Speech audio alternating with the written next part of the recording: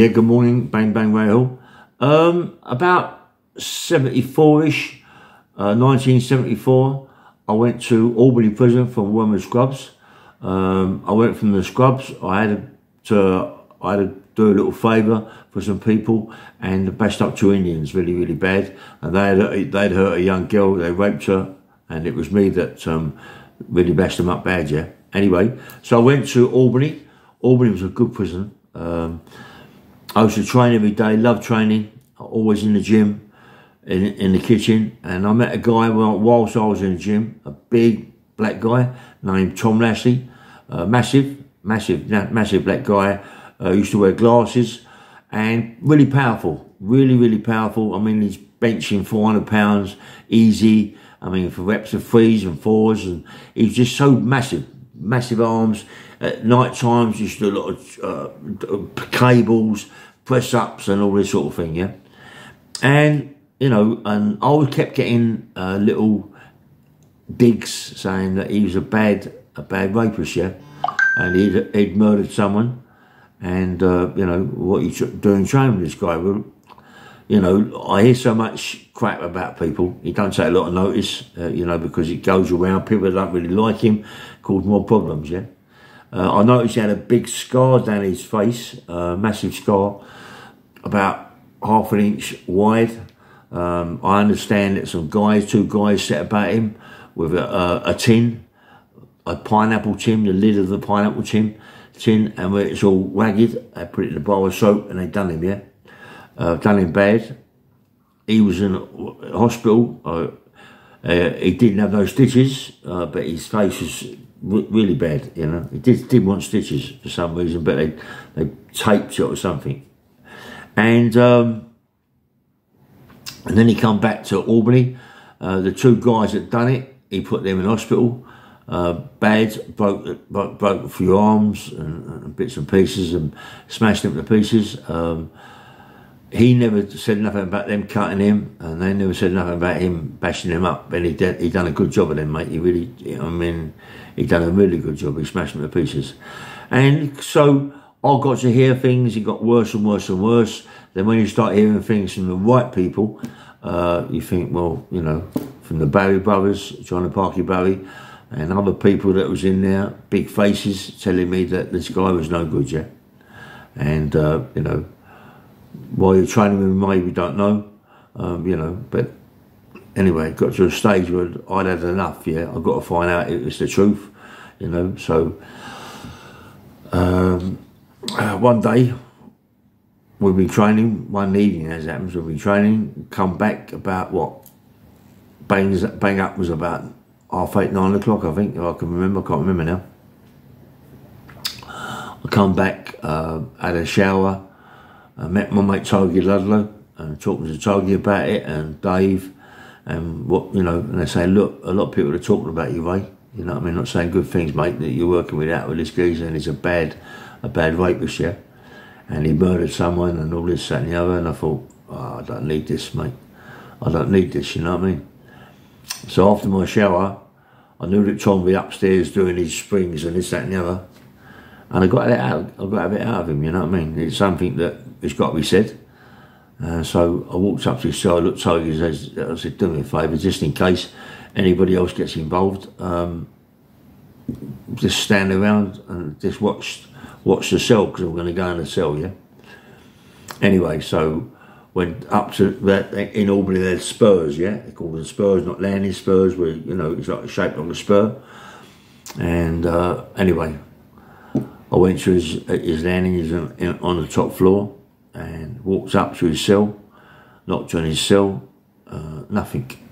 Done the door handle, shut. I thought, what's going on? You know what I mean? Anyway, all of a sudden, come from Raymond, what you want, mate? He's got his big springs. He's been in the shower. Must be working out in there. I got a quick word, Tom. He went, yeah, come in. Got a key undone the door. We all had our keys to our own door. Walks in, shut the door. He put his cables down. This guy is huge. He's absolutely massive, yeah. He's been working out. I'm the same. I'm big, but he's just over the top big, yeah. Powerful, strong as they come. I've seen him do a 700-pound deadlift easy, you know, easy, just mucking about really. And doing silly benches and all that, and inclines and declines and all them sort of things, yeah. There was 3 of us to work out together. Another big black guy that was in another wing, D wing, yeah.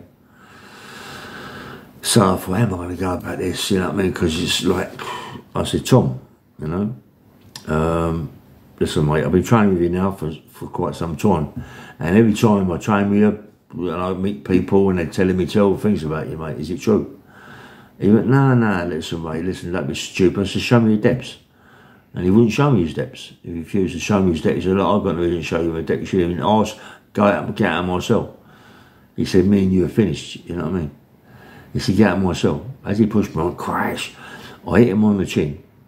It was like hitting a wall, hitting a brick wall, honestly. His neck was about 23 inches, massive, like shaped like that, went down like that, yeah.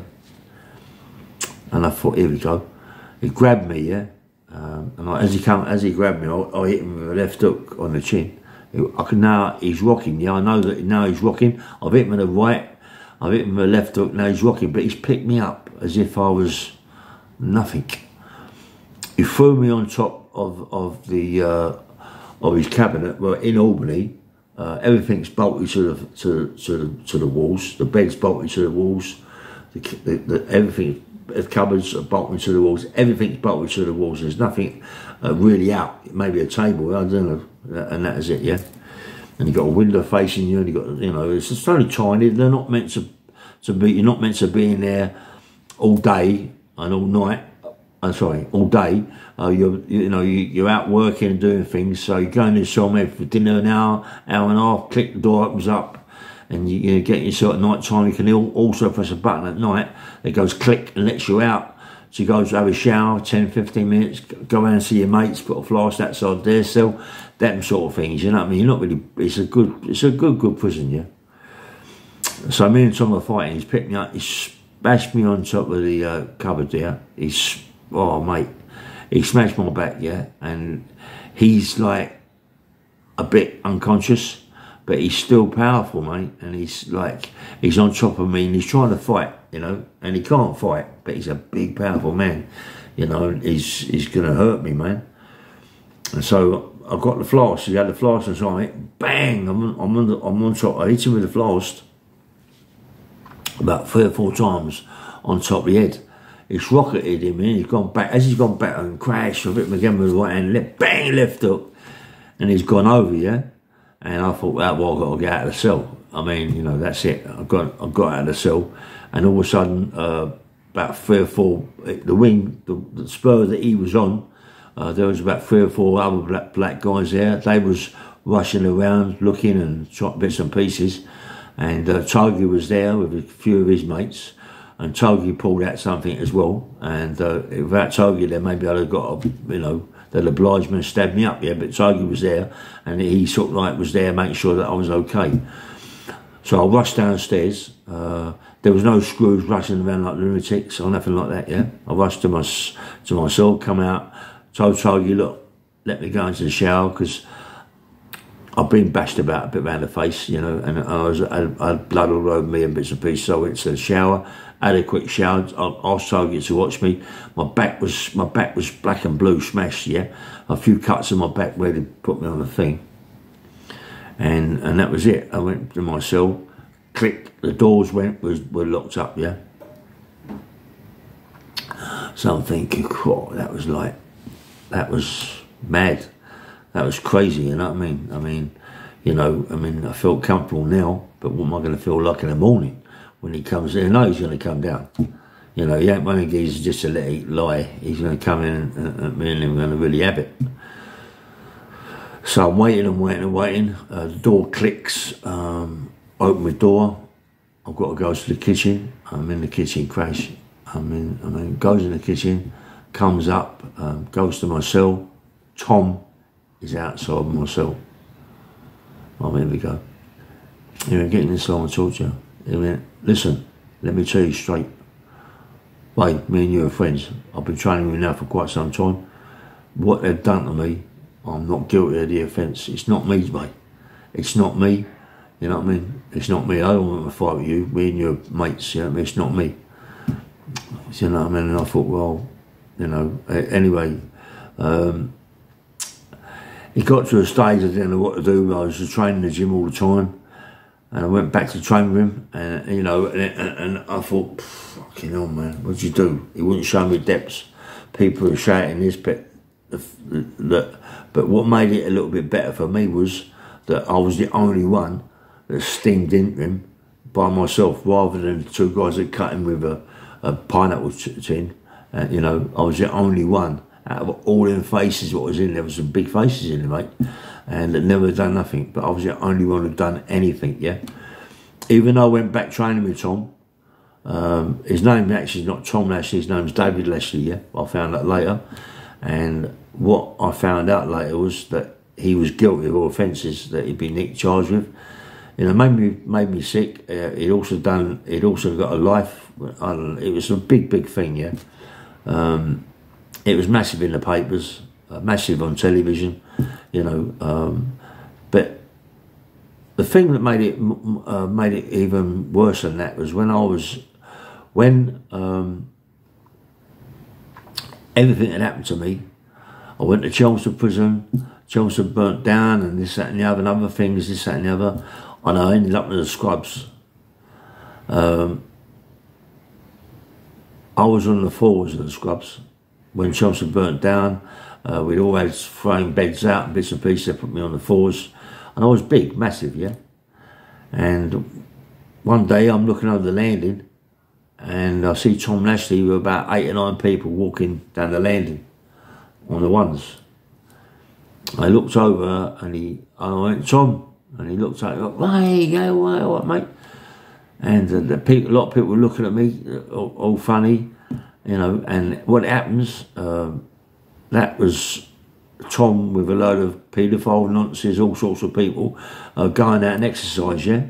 From GH&K, I think it's GH&K wing in Wandsworth, which is where they all go, all the paedophiles, bad ones, yeah, and nonsense who want to go on 43. So he's down there, yeah, and it made it worse. And when he's walking around the exercise yard with that little firm, everybody's shouting out the window, you nonce, you crap, and I was so gutted, you know what I mean? Because a lot more hadn't come out until later on.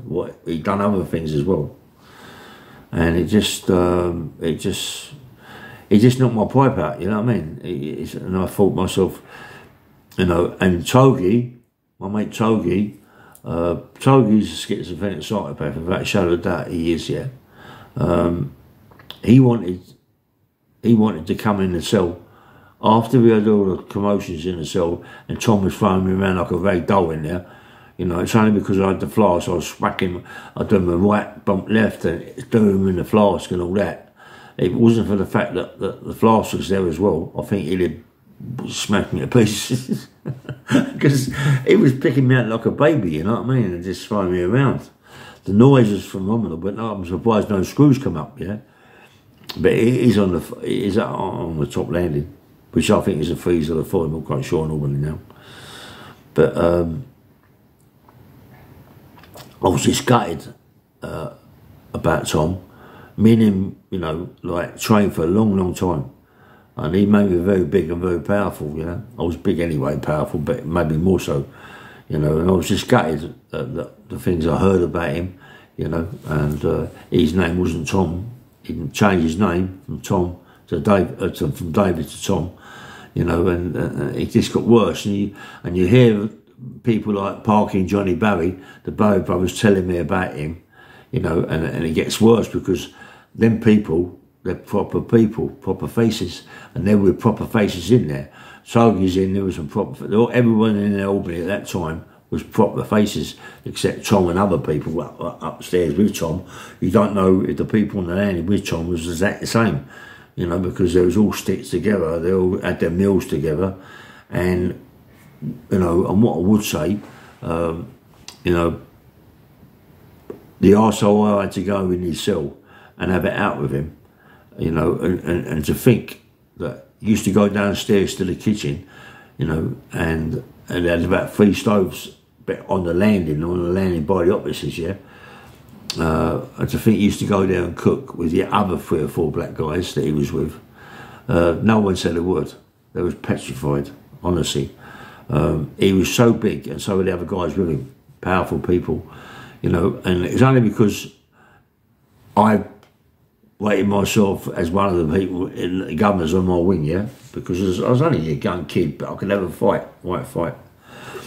Because I rated myself as that sort of person, you know, you had George Davis there, you had lots of people there, mate, loads of people, proper people there, mate, you know, and, you know, people that, you know, if you sat down and I sort of like started writing things down, I'd remember more, yeah, but there were some big faces there, you know, and it just guts me that a lot more never happens to him, yeah, after what I find out what he did, but I tried my best, you know, I tried my best. I know I shouldn't have gone back training with him, but I did, because I didn't believe what I was told, and later on you get told and you read about it, and it's just worse than anything I've ever experienced, except for the 2 Indians that was in the scrubs that I done really bad. You know, that was something that was in me. It was like paved in stone, really, because of me being molested as a child. It made me worse that them sort of people could not get away with what they did and what they done, yeah, to other people, yeah. Anyway, bang bang rail, please press the like button. Good morning, yeah.